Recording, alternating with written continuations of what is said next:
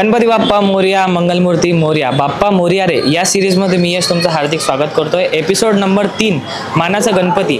मानाचा गणपती इथे आज आपण आलो आहे जागेश्वर गणेशोत्सव मंडल इथे आपण आलेलो आहे आणि संपूर्ण माहिती आणि मंडलच्या बाबतीत आपण संपूर्ण माहिती जाणणार आहे। तर जागेश्वर गणेशोत्सव मंडल जय हिंद चौक अकोला हे मानाचा गणपती क्रमांक 3।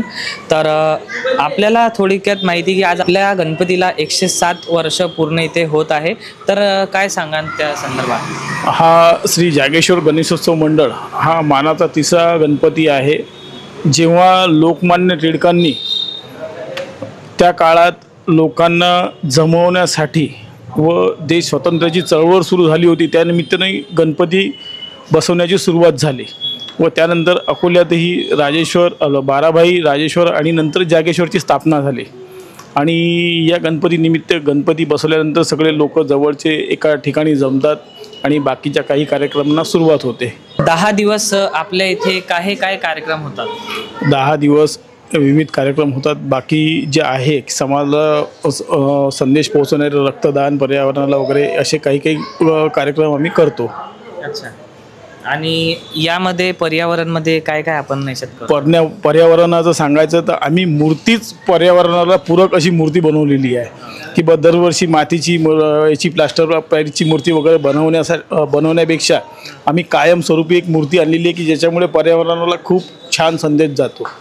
आणि असं कोणतं तुमच्या इथे 10 दिवसामध्ये कार्यक्रम होतो जेणेकरून जे एरियाचे लोक आहे आणि जे समजा लहान मुलं किंवा वरिष्ठ आहे तर यांना आनंद भेटतो?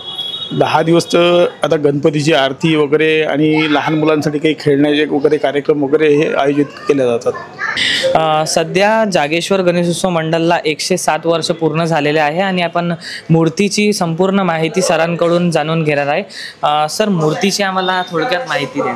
आधी आम्ही मोठमोठ्या प्लास्टर ऑफ पॅरिसच्या मूर्ती बसवत होतो, पण नंतर असं लक्षात आलं की मोठी मूर्ती बसवायची, पैशाचा अपव्यय करायचा, त्याच पैशातनं काही सामाजिक उपक्रम केले तर काय होईल।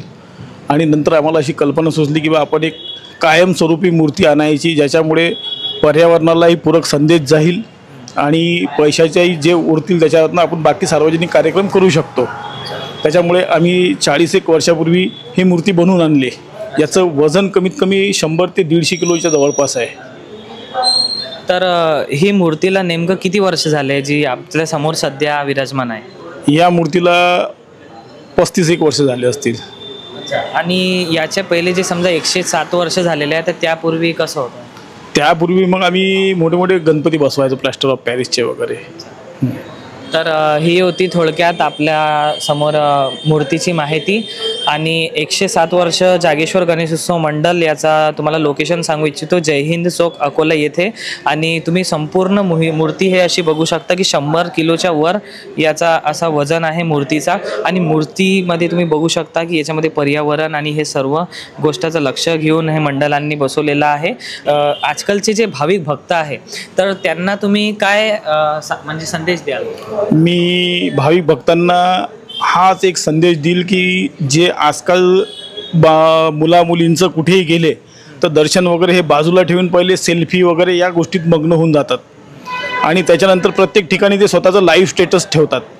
आणि या लाईव्ह स्टेटसमुळे क्राईम करणारे जे आहे, सायबर क्राईम करणारे यांना चालना मिळते की जो एखाद्या मुलामुलीच्या मागे जर कोणी लागला असेल तर त्याला डायरेक्ट त्याचं लाईव्ह स्टेटस ठेवल्यानंतर त्याला समजते की आता हे कुठे आहे काय आहे। त्याच्यामुळे मी सर्व मुलांना, युवा पिढींना हे आवाहन करेल की त्यांनी जो या मोबाईलचा वापर जो आहे तो योग्य अभ्यास वगैरे याच्यासाठीच करावा आणि दर्शनाला जाताना पहिले दर्शन घेऊन मग स्टेटस वगैरे काय ते त्या गोष्टी ठेवाव्या।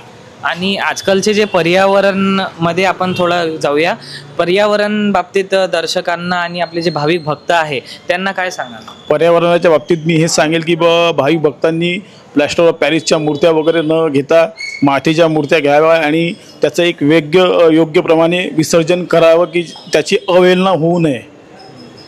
तर हे होतं आपल्याकडे थोडक्यात माहिती। तर अशीच माहिती आणि गणपतीचे घर बसल्या दर्शन करण्यासाठी अजिंक्य भारतला लाईक करा, शेअर करा आणि सबस्क्राईब करा। गणपती बाप्पा सिरीजमध्ये मी आपलं हार्दिक स्वागत करतो।